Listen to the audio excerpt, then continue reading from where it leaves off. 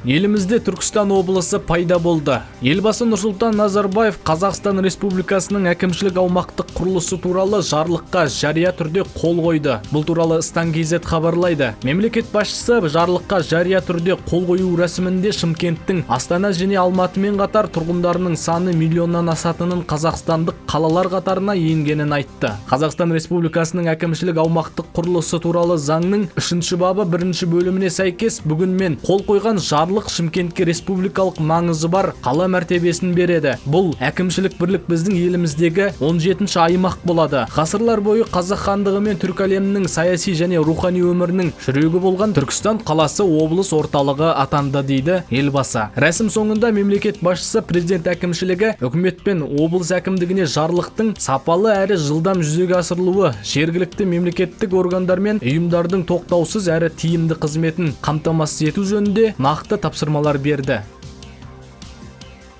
ОБТ-ны 2 рет тапсырып, бал жинай алмаған талапкерде жоғарғы оқу орнына түсе алады. Елімізде тест тапсырушы талапкерлер 2 рет сынақтан өтуге мүмкіндігі болады. Егер 2 мүмкіндікте де бал жинай алмаса, шартты түрде жоғарғы оқу орнына түседі деп хабарлайды 24kz. Бұл туралы Қазақстан Республикасының білім және ғылым вице-министрі Асхат Аймағамбетов орталық коммуникациялар қызметінде өткен баспасөз мәслихатында айтты. Егер мектеп бітіруші ОБТ-да қажетті балды жинай алмаса, оған тестті қайта тапсыруға мүмкіндік беріледі. Алайда екінші нәтижемен түлек мемлекеттік білім грантына таласа алмайды. Тек ақылы негізде ғана білім ала алады. Бұл жүйе баяғыдан бар. Ал 2 мүмкіндікте де тестілеуден өте алмаған балалар жоғарғы оқу орнына шартты түрде қабылданады және 1-ші семестрдің соңында кешенді тест тапсырады. Бұл жолы қажетті ұпай жинаса, университеттегі білімін жалғастыра береді. Яғни балалардың жоғары білім алуы үшін барлық жағдай жасалып отыр деп түсіндірді Асхат Аймағамбетов өз сөзінде. Ұлттық бірыңғай тестілеу орталығының басшысы Рамазан Әлімқұлов талапкерлерді ешкім тексермейтінін атап өтті. Тест тапсырушы ОБТ нәтижесін тестілеу орталығының сайтынан, арнайы телеграм арнадан, сонымен қатар mail.kz поштасынан біле алады. Қазақстанда ұлттық бірыңғай тестілеу 2 маусымнан 1 шілдеге дейін өтеді.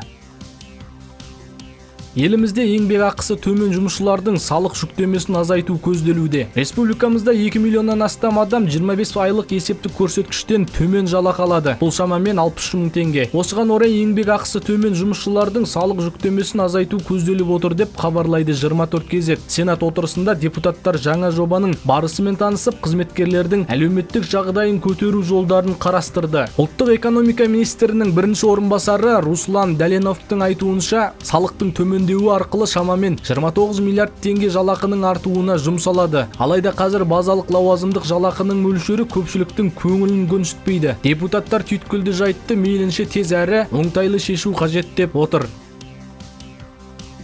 Қытай Солтүстік Кореямен ынтымақтастықты нығайтуға ниетті. Халықаралық ахуалдың қандай екеніне қарамастан Бейжің Пхеньянға үлкен қолдау көрсетті. Бұл туралы 24kz ақпараттық порталы мәлімдейді. Таяуда Солтүстік Корея басшысы Ким Чен Ынмен кездесу кезінде Си Цзиньпин осылай деді. Сонымен қатар ол екі ел арасындағы ынтымақтастықты әрі қарай нығайтуға ниетті екенін білдірді. Синьхуа агенттігінің дерегі бойынша саммит барысында қос тарап екі жақты қарым-қатынас пен Корея түбегіндегі жағдай турасында пікір алмасты. Бұл Ким Чен Ынның Қытайға 3-ші мәрте сапарлай келуі. Алғаш рет ол Қытайға биыл наурыздың соңында ат басын тіреген болатын. Сол кезде Солтүстік Корея басшысы Оңтүстік Кореямен татуласуға дайын екенін мәлімдеген болатын.